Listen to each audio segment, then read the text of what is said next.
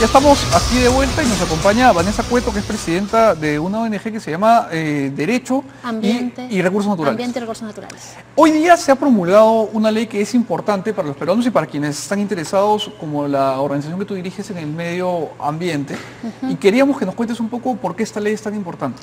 Sí, mira, bueno, el día de hoy se promulgó la ley de cambio climático, ¿no? Es una ley muy importante para el país que se ha venido trabajando desde hace 4 años conjuntamente con instituciones del Estado, el Congreso de la República, sociedad civil como DAR y como los grupos de organizaciones indígenas, ¿no? Y sindicatos, etcétera. Entonces, pero es una ley marco, ¿no? Sí, es una ley marco que justamente lo que busca es que se generen los mecanismos adecuados para la lucha contra el cambio climático, ¿no? Eso incluye pues todos los términos referentes a cuáles serían las medidas tanto de mitigación, ¿no?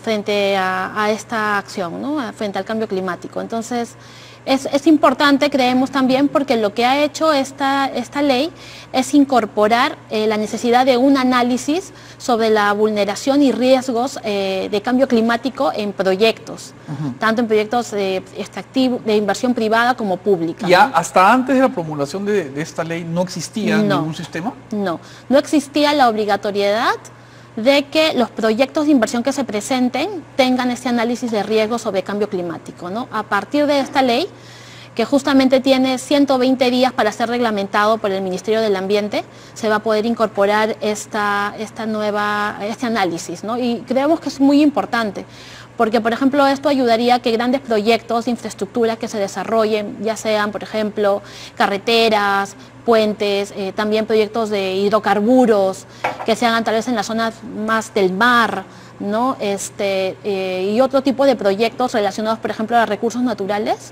sobre todo a temas de recursos hídricos, puedan tener este análisis de riesgo sobre el cambio climático. Ahora, cuando una ley marco plantea lineamientos, es muy importante entender no solamente la reglamentación, sino también la aplicación. Ustedes, por ejemplo, que vienen trabajando el tema de medio ambiente, ¿qué esperan de la reglamentación? ¿Cómo esperan que se articule esta ley para que no sea solamente pues, un discurso y funcione en la práctica? Sí, mira, un tema importante que hay que rescatar ahí es que para hablar del tema de cambio climático se tiene que darse desde una mirada multisectorial, ¿no? Entonces, no solamente estamos hablando del Ministerio del Ambiente, que es el encargado de la reglamentación, sino que se tiene que hablar también de los otros sectores, ¿no? La inclusión de los otros sectores en justamente lo que tú dices, en generar lineamientos técnicos para poder implementar la norma, ¿no? La ley de cambio climático.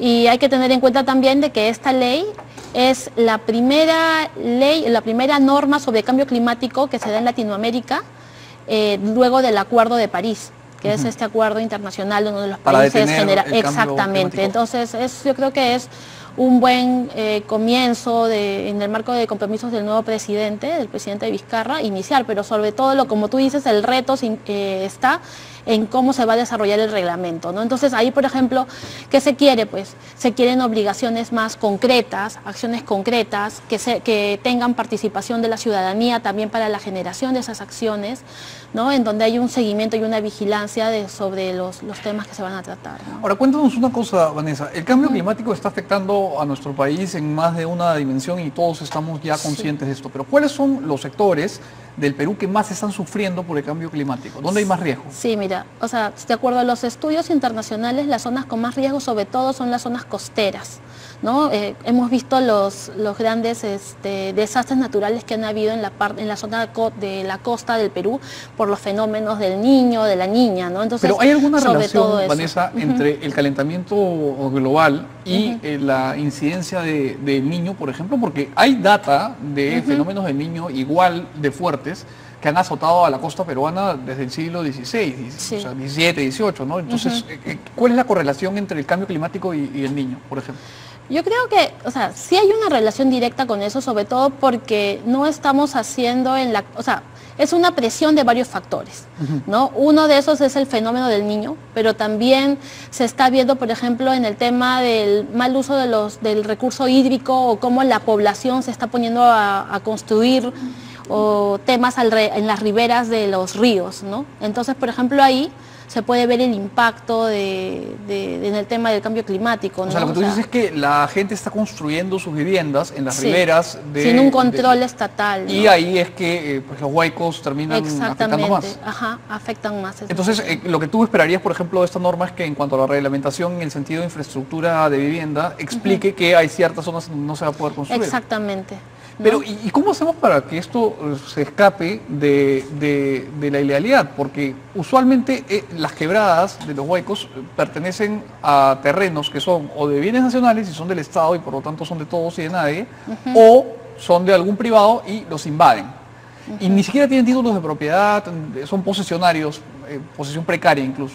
Entonces, ¿cómo podemos hacer para que la ley funcione ahí? Porque finalmente la ley ya dice que uno no puede invadir terrenos.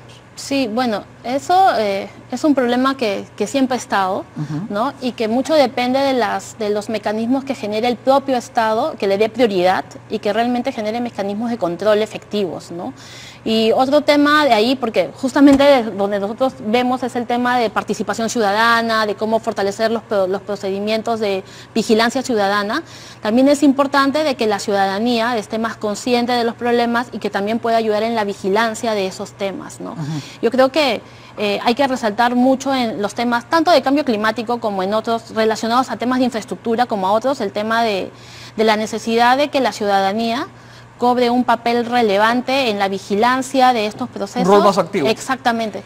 Y que también... un favor, vamos a hacer un último corte y regresamos. Ya. Ok.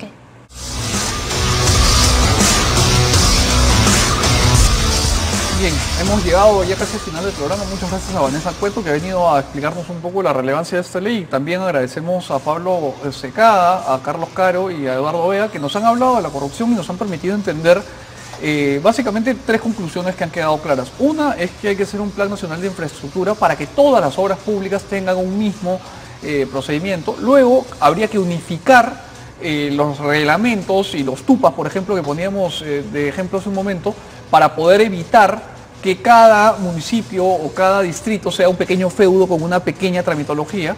Y finalmente tenemos que modificar nuestra ley para poder combatir a la corrupción como el fenómeno que se ha convertido ahora, que ya no es solamente un tema de sobrecitos, sino que hay un tema ya de inteligencia financiera que la UIF tiene que poder supervisar, y el primer lugar para empezar a hacerlo son los partidos políticos, que como hemos visto ya son los principales receptores de dinero que después tienen que devolver en prebendas. Pero vamos a seguir conversando de este tema el día de mañana y de otros temas también. Nos vemos a las 11.